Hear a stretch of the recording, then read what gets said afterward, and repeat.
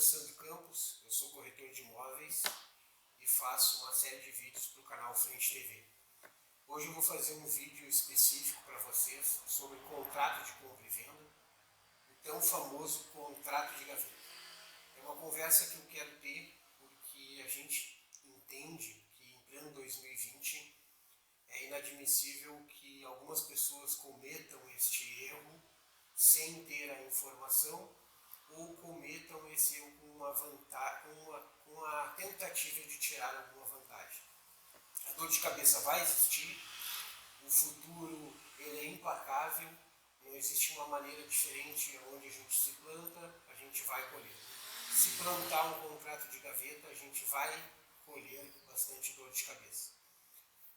Eu sei que algumas pessoas já fizeram e com certeza conseguiram esse bom andamento, porque antigamente era feito muitos negócios no tão famoso fio de bigode. Hoje não tem mais como ser feito isso. As pessoas estão muito mais sabedoras da malandragem e alguém vai querer tirar vantagem. Não tem motivo algum que possa a pessoa chegar até mim, conversar e me dizer que fez isso com uma boa intenção e que não sabia que poderia estar errado. Não existe. Tá? Não existe, eu vou conversar sobre isso, mas a partir de hoje, a partir deste vídeo, que você acompanhou do início ao fim e sentar na minha frente dizendo que fez sem saber, é porque não acompanhou o vídeo. Tá bom? Então vamos lá. De antemão quero pedir, eu sei que a grande maioria pede a mesma coisa no YouTube, mas é justo porque a gente está aqui fazendo um trabalho e hoje eu estou aqui no Rio Grande do Sul e bem frio. Eu falo Rio Grande do Sul porque eu sei que o vídeo ele corre aí ao mundo, né? Então aqui hoje está bem frio, a gente está fazendo um trabalho que tenho certeza que é para vocês também e peço então que vocês se inscrevam, dê o joinha ali, isso ajuda bastante o nosso empenho aqui do outro lado. Tá? Tudo é feito para vocês, mas a gente precisa também essa compreensão. Hoje o que eu vou falar é a respeito de muito o que vocês me passaram no dia a dia. Tá? São muitas perguntas, também perguntas em redes sociais, mas são perguntas que eu não consigo responder em rede. Eu sei que vocês vão me questionar aí no vídeo, fazer perguntas na própria descrição, mas infelizmente eu não consigo fazer isso. Por quê? Porque eu lido com o escritório, eu lido com visitas e eu lido fazendo vídeo para vocês, eu não tenho esse tempo. Sinceramente, eu faço o vídeo, entrego para a edição vai fazer o papel dela, vai largar no YouTube, nas redes sociais e dali por diante eu não acompanho mais, não sei nem quantas visualizações existe. Eu faço a minha parte e deixo o barco seguir, certo? Vamos lá, sem muito rodeio. Importante também, tá? Essa conversa não é direcionada a profissionais que trabalham com isso, advogados, é para você aí que está pensando em fazer uma compra com contrato de gaveta ou já fez uma compra. Então não vai ter as palavras técnicas, vão ser palavras do nosso popular mesmo, tá certo? Vamos lá então, vamos falar sobre contrato de compra e venda, contrato de gaveta. Então, o que é o contrato de gaveta? Vamos por partes, certo? Contrato de compra e venda. Ele é feito como? Contrato de compra e venda. Normalmente ele é feito num escritório imobiliário, com um advogado, muitas vezes comprado até numa livraria, lá um contrato de compra e venda padrão. O próprio comprador ou vendedor, que é mais informado, vai editar. Vão procurar muito, um erro fatal, tá? Vão procurar muito lá no Google, vai na internet, Google, contrato de compra e venda, copiam aquele contrato de compra e venda e dali eles fazem, assinam em cartório e acredito que estão seguros com este documento, certo? Tem segurança, tem validade um contrato de compra e venda? Tem, tá? Ele tem a sua validade legal? Tem. Te dá direito a ser o dono do imóvel? Vamos falar. Direito, eu tenho que explicar depois, mas te dá direito legal a ser dono do imóvel? imóvel, direito de domínio do imóvel? Não. Ele te dá direito de posse do imóvel. Então vamos tentar agora, vai se estender esse vídeo, certo? Existe um direito de domínio e um direito de posse. O direito de domínio é aquele que o imóvel, o proprietário é o dono do imóvel, é o proprietário que está lá na matrícula do imóvel, aquele documento lá no registro imóvel. E o direito de posse é aquele que está sobre a posse do imóvel. Aí tu vai dizer, pô, então perfeito, eu tenho o direito de posse do imóvel porque eu estou com este documento. Não é este documento que está te dando o direito de posse do imóvel. É você estar no imóvel que está te dando o direito de posse. Por que eu quero deixar bem frisado isso? Isso é uma opinião minha particular, certo? Porque direito de posse existe inúmeros. A gente entra, depois faz por direito de posse, está dentro do imóvel, usa o capião e aí por diante. Tem outras situações, N situações. Este documento, ele se trata, o contrato de compra e venda, exatamente a palavra que está escrito. É um contrato de compra e venda. Comprador e vendedor estão determinando a forma que este negócio vai dar andamento. Certo? Se ele é à vista, se ele é parcelado, vai estar determinado nesse contrato. Este contrato, ele vai ser assinado, né, reconhecido firma, em cartório. Não dá legalidade de domínio do imóvel. Ele dá legalidade que vocês fizeram um determinado negócio entre as duas partes. Certo? Então, o que eu quero dar esse exemplo? Um contrato de compra e venda de imóvel, ele está dizendo que que vendedor vendeu para o comprador tal, de tal e tal forma, ali, para ser pago em tantas parcelas, está ali neste contrato. E aí, dali por diante, tem que cumprir. Quando este contrato torna-se um contrato de gaveta, que esta é a palavra do popular, contrato de gaveta. Quando vocês pegam este contrato de compra e venda e engavetam ele, vai largar lá na gaveta de casa e dali esquecem que existem outras obrigações a ser feitas e ficam pagando suas parcelas em dias ou comprar à vista e deixam eles ali achando que estão seguros. Então é aí, o contrato de compra e venda tem legalidade jurídica para lutar depois, quando tiver com dor de cabeça, para lutar depois em cima deste contrato, mas não tem legalidade de domínio do imóvel. Tem legalidade de posse do imóvel. Tá? Legalidade de domínio vai ser depois que vocês entrarem com algumas ações, que depois nós vamos conversar sobre isso, para realmente ter o domínio do imóvel. Dono do imóvel, dono de domínio, dono legal, é aquele que está lá na matrícula do imóvel. Certo? Se a pessoa for leiga nesse assunto de matrícula, coisa assim, me pergunta, depois a gente faz um vídeo só sobre matrícula, se for o caso, ou entra no Google e tenta determinar, tá? Mas é isso.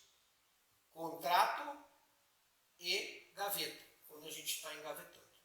Certo? Agora a gente vai falar um pouquinho, então, acho que ficou bem claro isso, sobre as dores de cabeça que podem dar e algumas perguntas de contrato de gaveta. E eu vou falar sobre dois contratos de dois contratos de gaveta, que são os mais comuns, tenho certeza que vocês que estão aí do outro lado já fizeram ou estão com esse e já estão dando dor de cabeça ou pensam em fazer. E aí, a primeira pergunta que eu mais escuto aqui, eu já vou responder agora.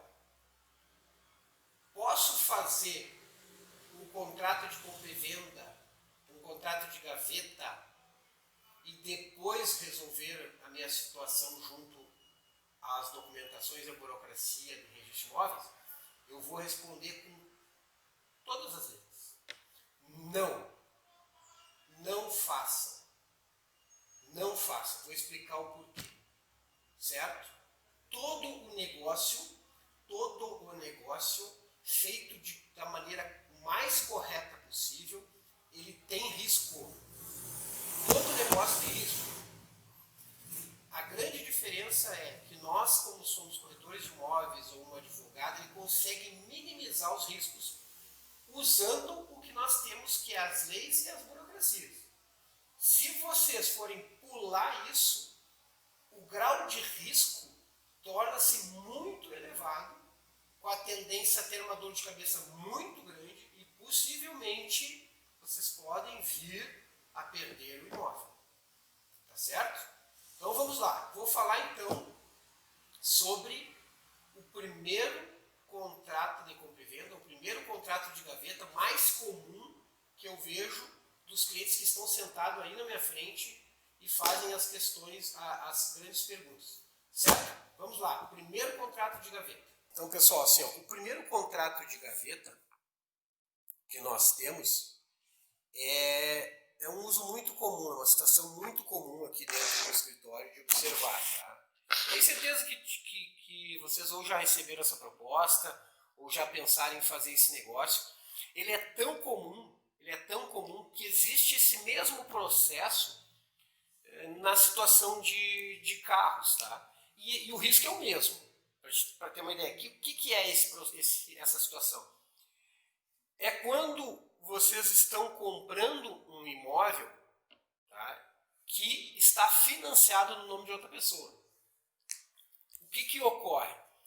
Muitas vezes, vendedor e comprador unem-se pessoalmente, sem o intermédio de um advogado, sem o intermédio de um corretor de imóveis, de uma imobiliária, e porque alguns motivos facilita muito, e essa é a palavra que existe muito no mercado imobiliário, a facilidade de se fazer um negócio fora de um escritório imobiliário, fora de um advogado e fora de um corretor de imóveis, é justamente porque nós que estamos aqui do outro lado, nós queremos, o nosso trabalho é preservar o bem e a burocracia e o bom andamento de um negócio para ambos os lados, tanto comprador como vendedor.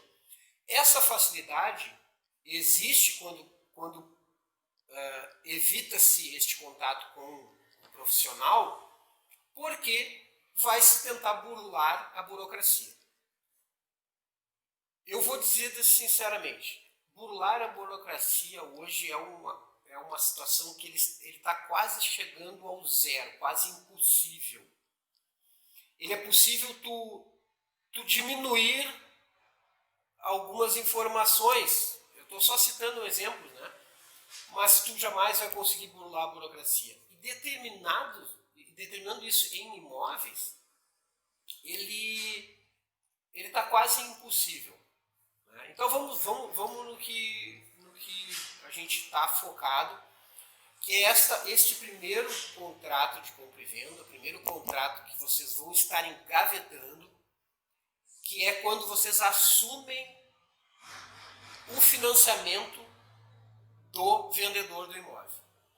Então o vendedor do imóvel ele foi lá num banco, numa financeira, Caixa, qualquer outro banco, fez o seu crédito, fez o seu financiamento, pagou suas parcelas, pagou sua entrada, pagou sua parcela, usou o FGTS, está tudo legalizado, está tudo no nome da pessoa vendedora, da pessoa compradora, pessoa A, certo?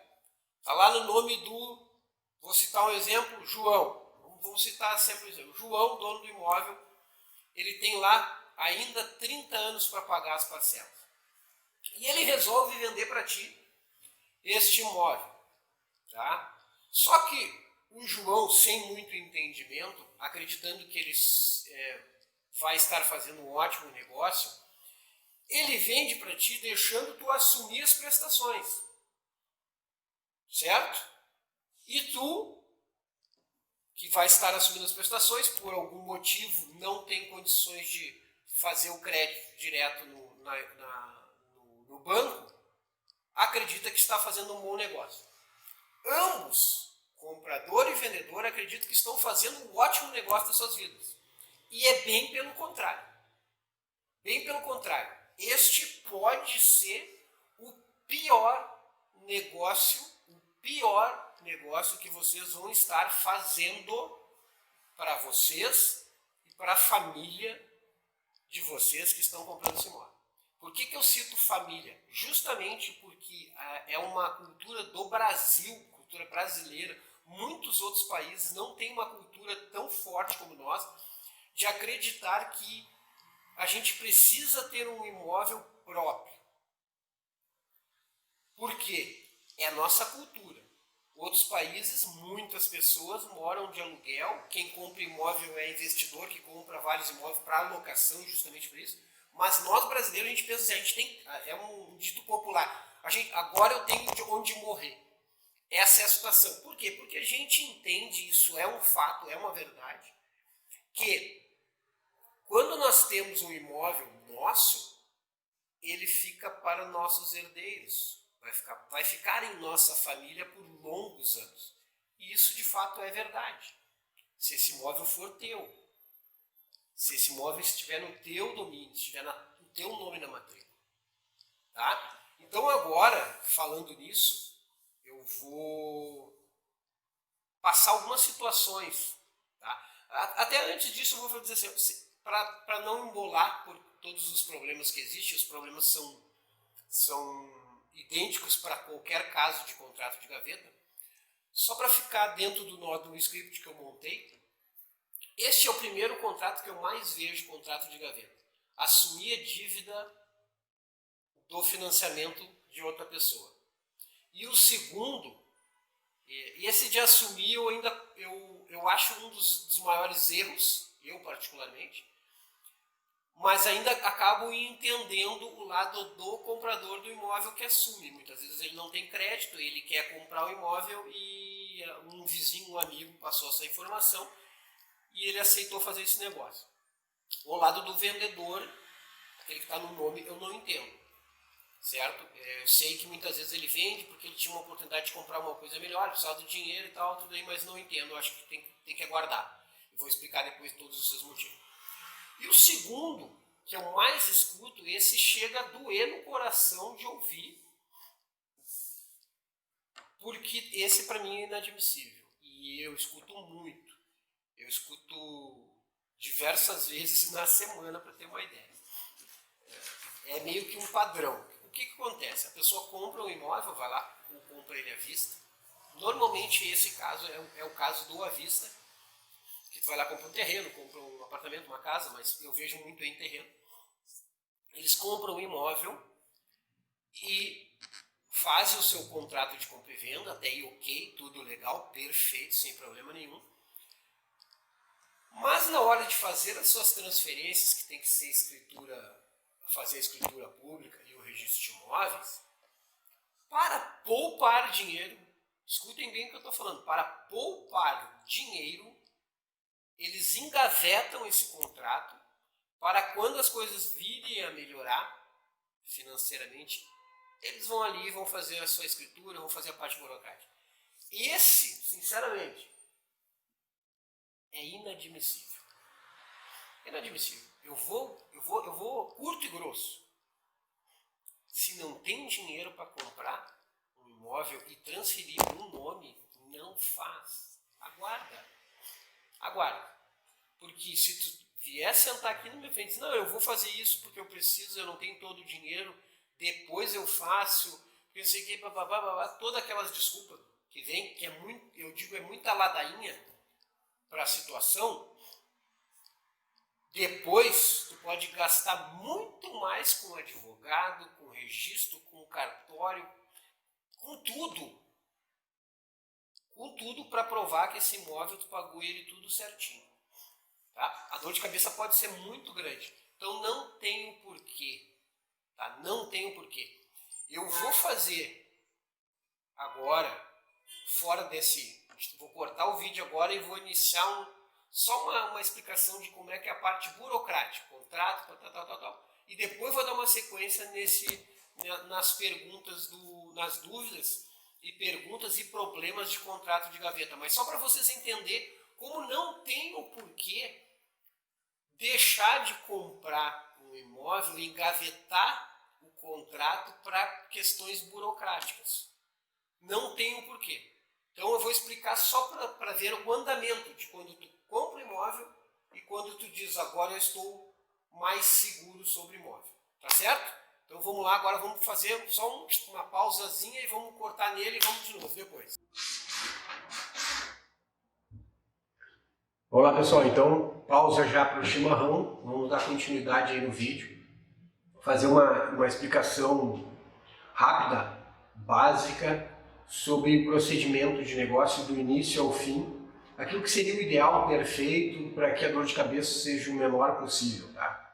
Então primeiramente o que vai ser feito? Lógico que o primeiro momento é a escolha do imóvel. Vou esperar passar um pouquinho no caminhão. Então a escolha do imóvel é o principal. O que seria isso o ideal? Fazer a visita, verificar junto ao engenheiro caso tenha alguma dúvida se esse imóvel está de acordo com questões estruturais e ter um corretor responsável, aquele que entende de imóveis, para que lhe dê um auxílio perfeito. Mas de antemão já escolheu o imóvel, está tudo certo. Segundo passo, agora sim passos burocráticos. O segundo passo seria o contrato de compra e venda. Aquele contrato onde vocês, tanto o comprador como o vendedor, vão estar determinando a maneira que este negócio vai ser feito. Então essa maneira que é o que importa. Se vocês vão estar fazendo parcelado, ali vai constar. Se vocês vão estar fazendo à vista, ali vai constar. Tá? Tudo, se tem parcela, tem data de parcela, tudo que vocês negociarem verbalmente, vocês vão estar colocando em papel para que isso tenha um valor legal futuro. Tá? Então fez o contrato de compra e venda, não vai engavetá-lo, vai dar continuidade na parte burocrática. Próximo passo. Passo 1, contrato de compra e venda. Passo 2, fazer com que este contrato torne-se uma escritura pública. Tem necessidade para fazer uma escritura pública do contrato? Não, mas já vamos estar fazendo o processo certo. Passo 2 seria escritura pública, aonde vai num cartório de registro, num cartório, fazer a escritura pública e ali constar também todo o procedimento que vai estar na negociação. Comprou à vista, comprou financiado, comprou a prazo, tudo que foi feito vai estar escriturado. Existe este documento em escritura pública, feita no cartório, e existe o contrato de financiamento feito pelo banco. Tem a mesma força. Mesma força. O que eu falo de força? Força legal. O cartório, quem assina é um tabelião. O tabelião tem fé pública. Esta fé pública é o que determina a legalidade deste negócio que foi feito. Essa determina a legalidade do negócio.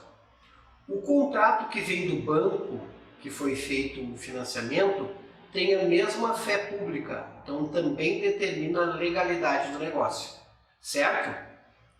Então fez o passo 1, contrato de compra e venda, foi para o passo 2, escritura pública. Até esse momento, o imóvel continua no nome do vendedor.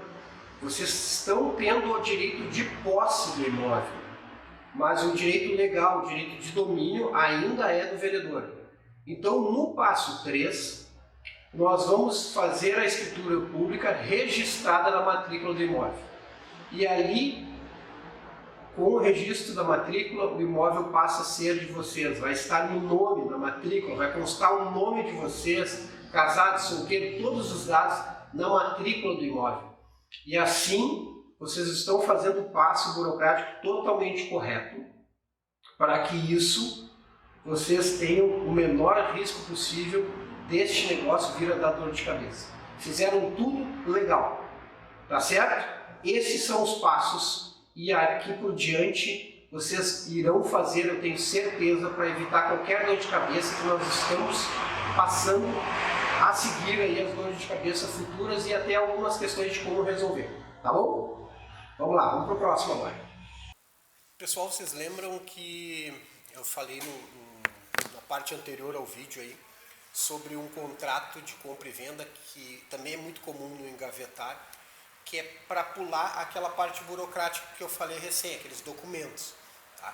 E aí vocês lembram que eu citei que eu achava isso um dos maiores erros, né, inadmissível dentro do nosso entendimento, do meu entendimento como corretor de imóveis, porque tu está comprando um bem com valor, digamos, alto, Muitas vezes, e é isso que eu determino para essa indignação, digamos assim, que este imóvel que tu está comprando é o imóvel da tua vida, é aquilo que vai alterar o caminho da tua vida.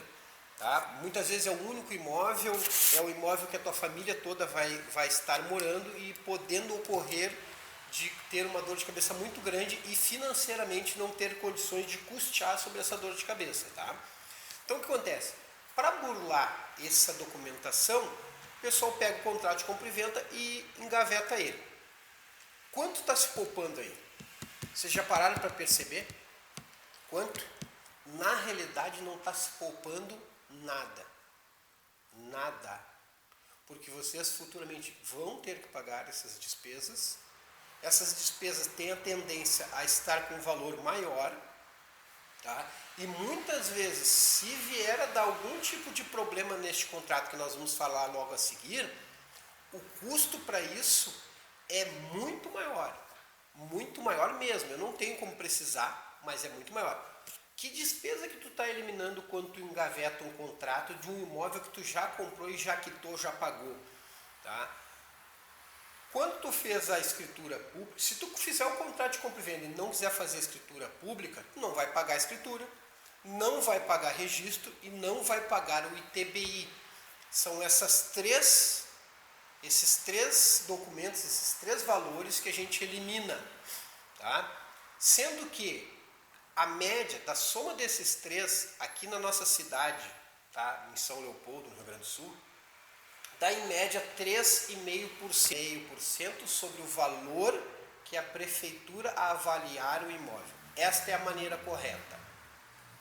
Vou frisar e ratificar o que eu disse anteriormente. A gente paga 3,5% aqui em São Leopoldo sobre o valor que a prefeitura avaliar o imóvel. Tá? Indiferentes. Comprou por 1 milhão o imóvel e a prefeitura avaliar o imóvel em 1,5 milhão, se paga sobre 1,5 milhão. Certo? De antemão, se comprou por 1 milhão, a prefeitura não vai avaliar por menos disso, isso é óbvio. Certo? E a gente sabe o motivo de tudo isso. Mas, então, eu acho que ficou bem entendido. Com esse valor já em avaliação de prefeitura, são 3,5%. 2% é sobre o valor de ITBI que se paga. Na nossa cidade é 2%, na nossa capital é 3%. E aí cada local tem o seu valor, eu não tenho como precisar todos, mas então vocês devem verificar conforme a localidade o valor de ITBI. E aqueles outros 1,5% a gente vai botar entre escritura e registro. 3,5% parece pouco, mas lógico, sobre um valor de um imóvel de 200 mil, de 1 milhão, de 2 milhões, é um valor considerável. Aí vai se calcular lá, 1 milhão, 3,5%, é muito dinheiro para burocracia. É 3,5% sobre o valor de um imóvel. Quanto maior o imóvel mais paga, mais a garantia também tem que ser maior. Digamos assim, quem é que vai arriscar hoje comprar um imóvel de 1 milhão e vai deixar de pagar 3,5%? Por isso que eu quero que vocês pensem, 3,5% sobre o valor do imóvel, e a gente tem uma cultura no Brasil, e eu gosto de falar muito de cultura, que eu falei na parte anterior, que a gente visualiza que a gente tem necessidade de ter um imóvel próprio. O brasileiro tem isso. Mas o brasileiro tem uma cultura de contrapartida estranha, que quando compra um carro, ele pensa em fazer o seguro do carro e ele pensa em fazer a transferência do carro imediatamente, certo? Porque é lei. Mas a lei vale para o imóvel também. Só que o bem carro, muitas vezes, aí estou citando outra coisa, ele tem um valor muito menor do que um bem imóvel. E aí de contrapartida, a gente acha que um carro, a gente está andando, estacionou ele, alguém pode vir roubar e aí vai perder o carro. Que numa batida pode ter perda total e a gente vai perder o carro. O imóvel é igual. Então, a burocracia é a mesma para o mesmo benefício. Fazer a transferência para ficar seguro. A gente não está fazendo um seguro do imóvel caso pegue fogo, não tem nada a ver, mas a gente está fazendo um seguro de o bem ser seu, quando se faz todo o processo burocrático. Por 3,5%, uma única vez, é um belíssimo do negócio. Seguro de um carro é todo ano. Essa é a única vez, somente quando vocês forem comprar o imóvel, colocar no nome de vocês. Então, façam.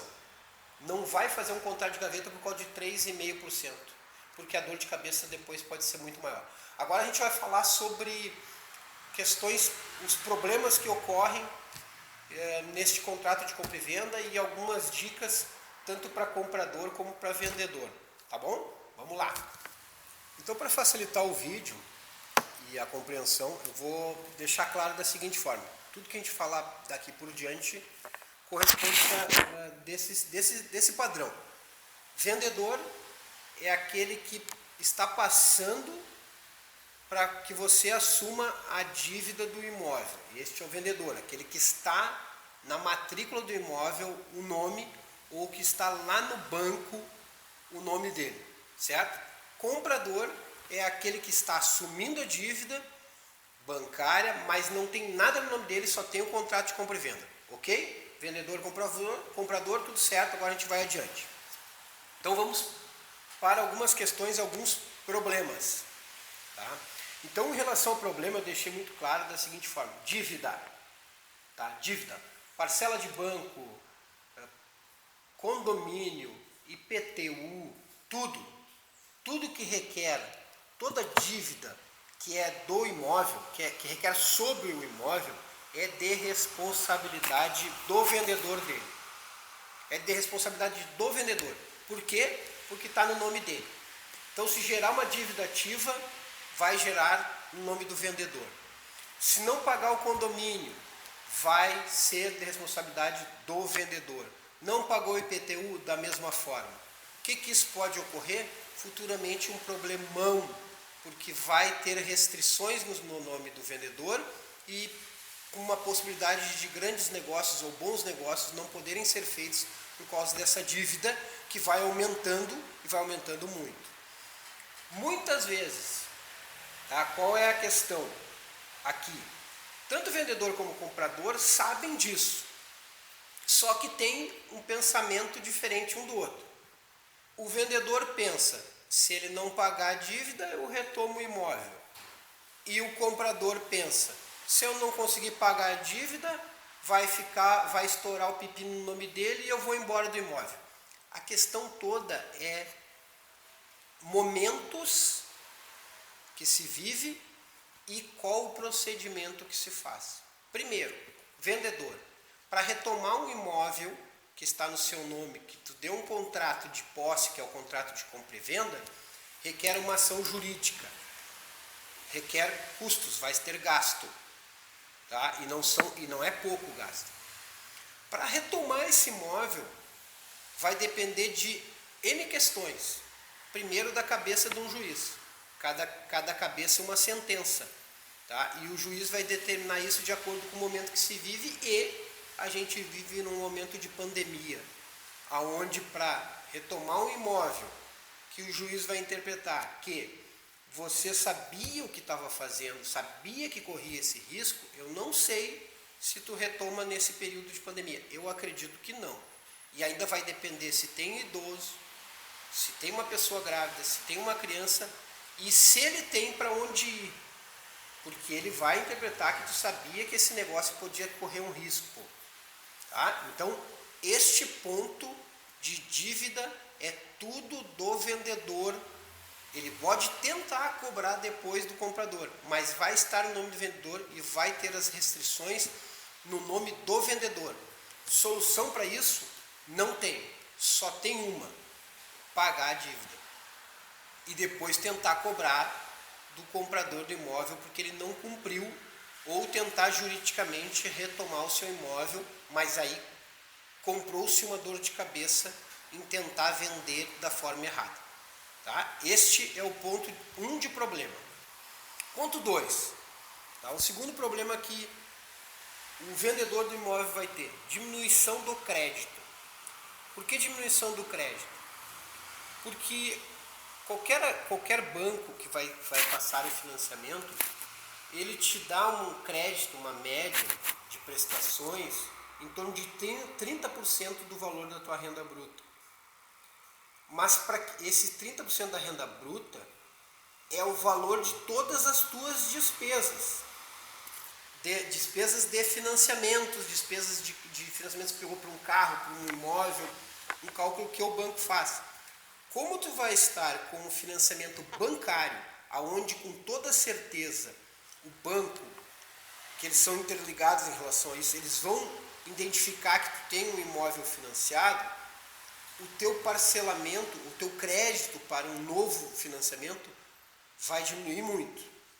Tá? Vou citar um exemplo, questão de cálculo, só para a gente interpretar bem. Isso vai para o vendedor. Tá?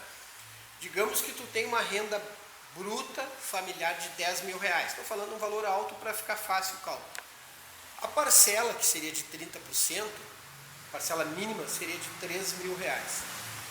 Se o outro imóvel, aquele que tu já tem ele financiado, e tu vendeu ele, mas não tirou do nome, for de 2 mil reais, o que vai acontecer?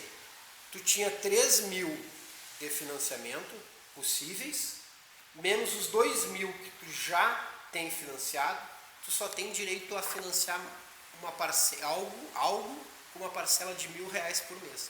Essa é a interpretação que o banco vai ter.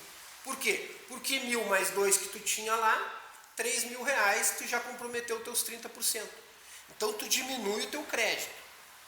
Tá? Eu sei que muitas vezes, mas eu não vou comprar outro imóvel, mas pode ocorrer um bom negócio, e porque tu ainda tem um imóvel no teu nome, tu não vai conseguir fazer. E vocês têm que entender da seguinte forma: o imóvel não é mais de vocês. Por que tu vai deixar de fazer uma coisa certa com uma possibilidade de ser barrada futuramente? Entende? Então, essa é uma questão para o vendedor de imóvel. Comprador não tem problema nenhum. Bem pelo contrário. Essa é uma vantagem do comprador. A única, talvez, vamos interpretar. Porque o crédito dele é o mesmo. Mas eu já entendo que se ele fez esse negócio desta forma, ele não tem condições de ter um crédito melhor, tá? Por isso que ele não fez o financiamento correto. Mas digamos que a vida dele melhorou, tudo mais, e ele quiser fazer a compra do imóvel, até mesmo, digamos, um Minha Casa Minha Vida, ele não tem nada no nome dele, não tem um imóvel no nome dele. O banco dá todo o crédito que ele precisar e ele tiver condições em questão de valores. Compreenderam? Então esse ponto é negativo para o vendedor e até positivo para o comprador. Mas aquele positivo bem pequenininho, tá? Bem miudinho, porque os problemas que tem pela frente não compensam em relação a isso. Tá? Esse é mais um dos problemas. Em relação a um grande problema que eu vejo, principalmente para o vendedor do imóvel, é em questão do imposto de renda. O imposto de renda hoje no Brasil, a gente sabe que é uma situação muito complicada. Muitas pessoas não entendem, não querem declarar, e o cerco está fechando e Receita Federal está em cima de tudo que isso acontece. É muito claro, muito simples explicar que quando é feito um financiamento bancário, aquele que fez o financiamento, que pediu o financiamento ao banco, o banco ele tem que declarar tudo que é feito. Então, esse negócio já tem a declaração via Receita Federal. E, teoricamente, tem que estar no imposto de renda de vocês lá que fez uma compra via financiamento bancário para mostrar a capacidade que tem de ter dado entrada e de estar pagando as parcelas. Isso citando aquele que passou para outra pessoa assumir a dívida no seu banco.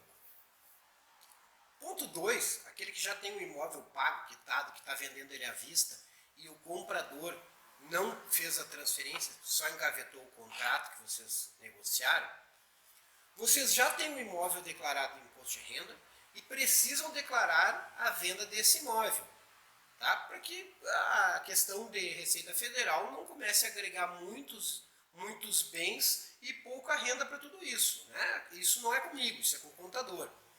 Tá? Então esse ponto vai dar muita inconformidade de informações via Receita Federal com os seus impostos de renda.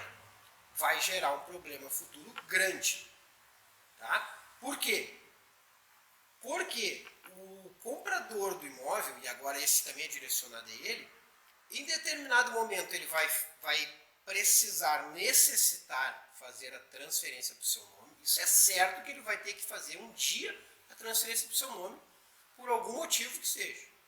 Tá? Ou ele vai querer vender o imóvel. E nesta venda, na futura venda do imóvel, vai gerar um problema gigantesco no imposto de renda do vendedor atual. Por quê? Por questões simples de ganho de capital. E aí eu não consigo, em vídeo, que aqui é só para a gente falar sobre contrato de gaveta, explicar o grande problema. Isso é com o contador, mas vai gerar um baita de um problema, rapidamente, só para entender. Se você vendeu um imóvel lá por 200 e futuramente esse imóvel valorizou, o comprador de hoje, atual, vende lá por 400, e existe um ganho de capital enorme aí, que quem vai pagar este imposto sobre o ganho de capital vai pagar quem estiver com o imóvel em seu nome, que no caso hoje é o vendedor. Isso não dá para explicar aqui, mas é um problema. Tá? Então, já cito mais um grande problema para o vendedor que está cometendo esse equívoco de achar que está tendo uma vantagem em fazer esse negócio. Tá? Segundo não, já nem sei mais o número. É tantos problemas que eu nem sei mais como é que eu estou aqui. Isso que eu estou esquecendo muito. Inventário. Inventário aí é uma questão que ninguém para pensar. Falecimento de um dos lados, do vendedor e do comprador.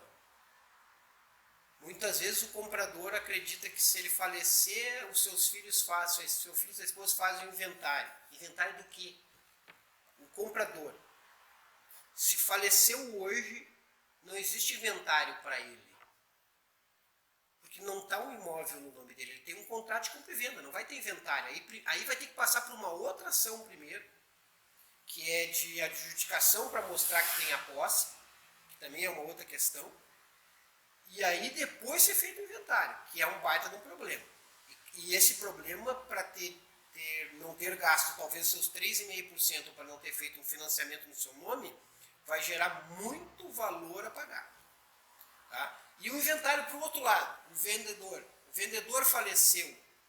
Vai existir um inventário da família com seus bens. E esse imóvel vai aparecer. E aí este imóvel vai entrar no inventário e tanto o comprador agora vai ter que provar que comprou para depois que o inventário ser feito tentar transferir para o seu nome. Dor de cabeça absurda, desnecessária. Tá? Esses são alguns pequenos problemas, são muitos, são enormes. Se for isso, eu faço vou fazer um vídeo de 2 dias seguidos de tantos problemas. Então a questão é, não façam um contrato de gaveta. Comece a compra, termine. Comece a venda, termine, vá até o fim, evite dor de cabeça. Tá? Eu vou agora passar umas 3 perguntinhas, 3 ou 4 perguntas que fizeram para mim sobre isso, e eu vou responder para vocês.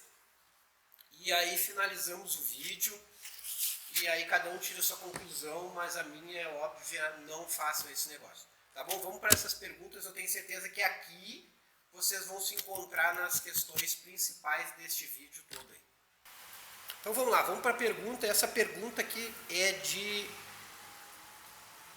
um comprador de imóvel que fez uma compra de imóvel e acabou me fazendo uma pergunta assim, ó, legalmente, não foram com essas palavras, óbvio, né? Legalmente o imóvel é meu, ele está com um contrato de gaveta e ele me pergunta, legalmente o imóvel é meu? Respondo para ti, não. Legalmente não é, tá? Esse imóvel é ainda do vendedor que te vendeu ele, lá na matrícula vai estar no nome dele e vocês podem vir a ter problemas até mesmo de questões de falecimento do outro lado para transferência, inventário, gravame. Gravame é alguma dívida que foi imposta lá na matrícula do imóvel que o vendedor possui e foi dado em cima do imóvel. Isso pode vir a dar problema para vocês. Por isso, legalmente, ele não é teu comprador. Legalmente não é do vendedor. Certo?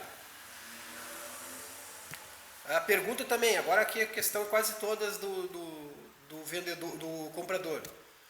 Posso vender o imóvel? Então, tu está com um contrato de compra e venda, me pergunta, pode vender o imóvel? Na teoria, não. Na prática, da mesma forma que tu comprou.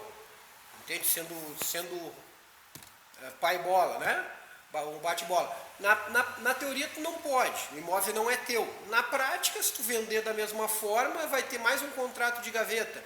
Só que isso aí vai tudo se engavetar, vão ter que tocar fogo na escrivaninha, porque depois para resolver, eu não sei nem como. Né?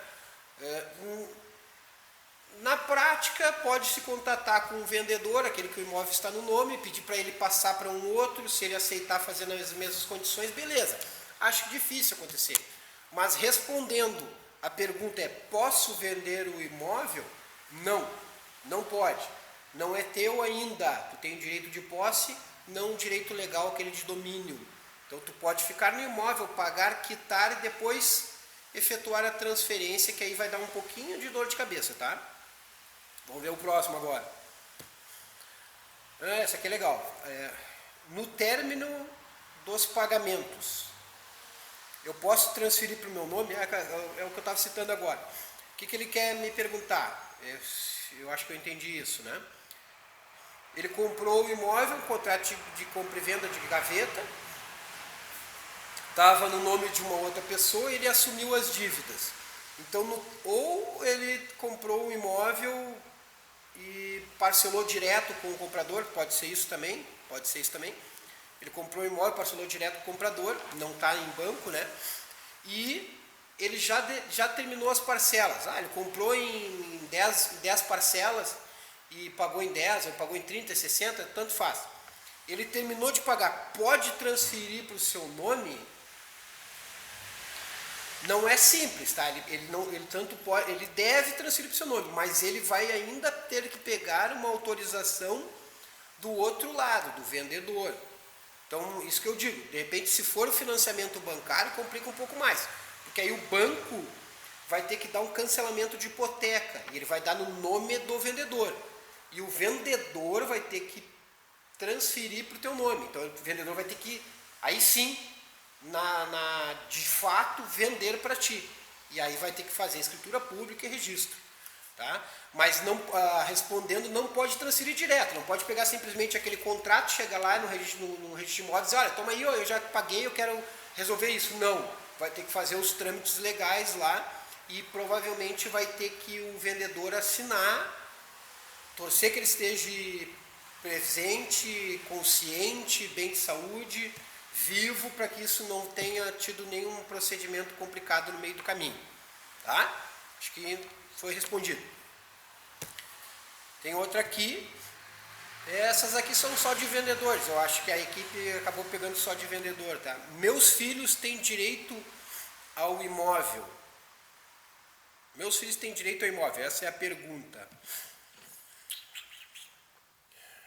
Eu não sei se aqui a pergunta é de quem comprou ou de quem está vendendo. Tá? Então eu vou responder para os dois lados. Meus filhos têm direito ao imóvel. Se for o comprador me perguntando, eu digo também da mesma forma. Na teoria, não. Na prática, talvez. Então, corre da mesma forma. Como a gente não tem um trâmite legal sendo feito, ele está sendo engavetado, tem a teoria e a prática. Na teoria, não. Por quê? Porque quando tu me pergunta, meus filhos têm direito ao imóvel, é provavelmente em caso de um falecimento, tem que existir um inventário para ele ter direito, né? E tu ainda não pagou ele, por isso que tu está me perguntando. Se tu já pagou, já está no teu nome, tu não precisa me perguntar isso. Então, meus filhos têm direito ao imóvel? Na teoria, não. Na prática, se faleceu, eles vão estar sobre posse deles, vão ficar e vão correr depois na justiça para resolver esse problema. Mas vão correr na justiça e ter custo. Por que eles não têm direito ao imóvel? Porque não é teu. De domínio não é teu. Não é uma questão de tu comprador faleceu, a esposa, então pode se botar filho e esposa, né? Vai chegar e dizer, eu quero fazer um inventário porque eu tenho direito a este imóvel. Não tem, não está em inventário. Tá? Vai ter que entrar com o advogado novamente para fazer a adjudicação. No meu entendimento é adjudicação, posso estar errado, mas para fazer a adjudicação.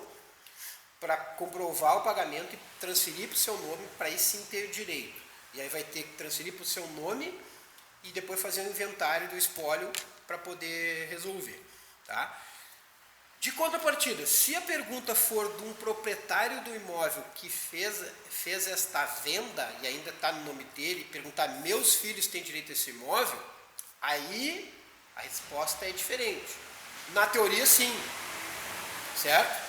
Então, o vendedor vendeu para o comprador e deixou ele assumindo as dívidas, ou ele não vendeu à vista e ele não transferiu, o vendedor veio a falecer, no inventário dele, no espólio dele, os filhos, os herdeiros, a esposa têm direito? Sim. Aí cabe ao comprador provar que pagou e vai correr atrás de responder, e aí vai depender de cada caso. Tá? Então a gente está respondendo a gente respondeu 4 perguntas para que isso dê uma ideia um pouco o quanto é complicado fazer um contrato de gaveta, um contrato de compra e venda. Tá? Então o que eu peço muito claro? Negócio imobiliário é com um profissional da área. Tá? Por que eu digo isso? Ninguém faz uma cirurgia, uma autocirurgia. Não existe como tu fazer uma autocirurgia, tu não tem como chegar ali e fazer uma extração de um dente, a não ser no filme do Náufrago. Mas, desculpa, brincadeira. Mas não tem como tu chegar ali, eu vou extrair meu dente, tu tem que ir num profissional que extrai o teu dente.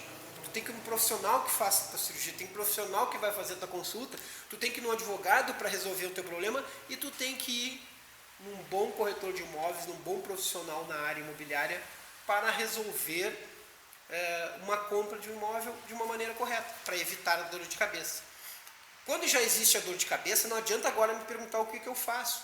Procurar um advogado é o caminho.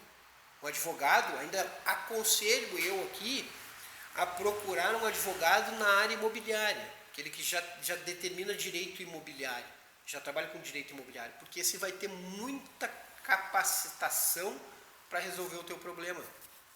Um dos grandes problemas, uma das grandes soluções é aquele que está comprando o imóvel, que está parcelando, né? Aquele que já comprou à vista, não tem conselho melhor de dizer: vai lá agora, resolve o teu problema em cartório e registro de imóveis e acabou a dor de cabeça, certo? Começa a resolver hoje.